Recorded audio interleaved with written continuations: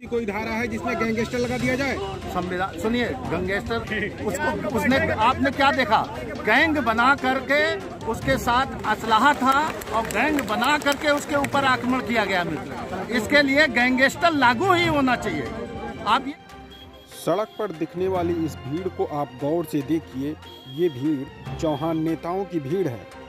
नमस्कार, मैं हूं विजय और आप देख रहे हैं न्यूज़ 10। आपको बताते हैं, यह भीड़ चौहान नेताओं की है। मऊ जिले में चौहान नेता को अपमानित करने का मामला सामने आया है। समाजवादी पार्टी के पिछड़ा वर्ग के प्रदेश सचिव महेंद्र चौहान के ऊपर करणी सेना के जिलाध्यक्ष देवेंद्र सिंह ने कलेक्ट्रेट परिसर में जानलेवा हमला किया था।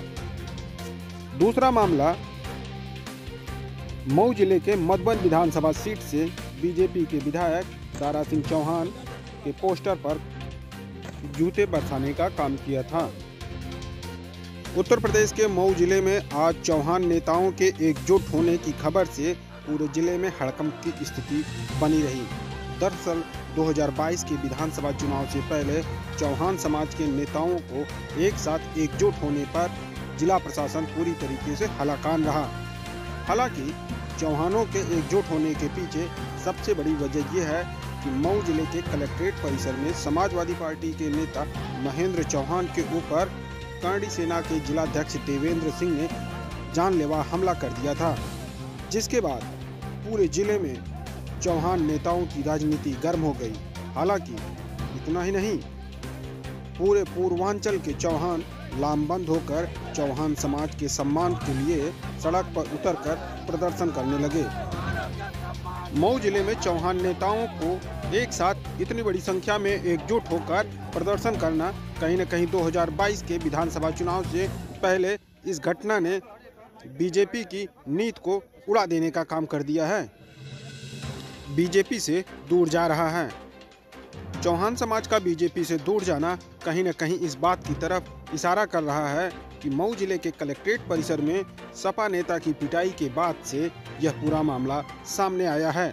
हालांकि बीजेपी की तरफ से भी बीजेपी के विधायक विजय राजभर का भी इस पूरे मामले में बयान आया था कि उनका सपा नेता पर पिटाई में शामिल करणी सेना के जिलाध्यक्ष देवेंद्र सिंह और भाजपा से जुड़े नेता सुजीत सिंह से बीजेपी का कोई संबंध नहीं है। इसके बावजूद लगातार चौहानों की एकजुटता जिले में बढ़ती चली ही जा रही है, जो कहीं न कहीं 2022 के विधानसभा चुनाव से पहले एक बड़े खतरे की चौहान समाज की एकता के लिए सुनाई पड़ अपने रही है। कानपुर की धरती से आया हूँ और इस प्रदेश के अंदर जितनी भी सरकारें हैं, चाहे केंद्र की में बैठी हुई भाजपा सरकार है, उत्तर प्रदेश में भी भाजपा की सरकार है, लेकिन कोई भी सरकारों में हमारे चौहानों का कोई प्रतिष्ठा नहीं, उनके कोई हक अधिकार और उनके सम्मान में दबाया जाता है, उनके आंदोलनों को कुचला जाता है। और आज चौहान समाज को इस तरह से घिनी घिनी गाली देके सत्ता पक्ष वाला जो हमारा दारा सिंह चौहान है, मंत्री है, और उसके ऊपर जूता और चप्पल और थूक से व्यवस्था बनती है, और एक विपक्ष में बैठा महेंद्र चौहान है, उसके ऊपर भी लाठी डंडे और मारपीट की जाती है। तो इसका मतलब हमारा चौहान समाज का सम्मान कहाँ पर है? और जब सम्मान नहीं है तो मित्र, हम लोग एक आंदोलन क्रिएट करेंगे, आंदोलन तेज करेंगे।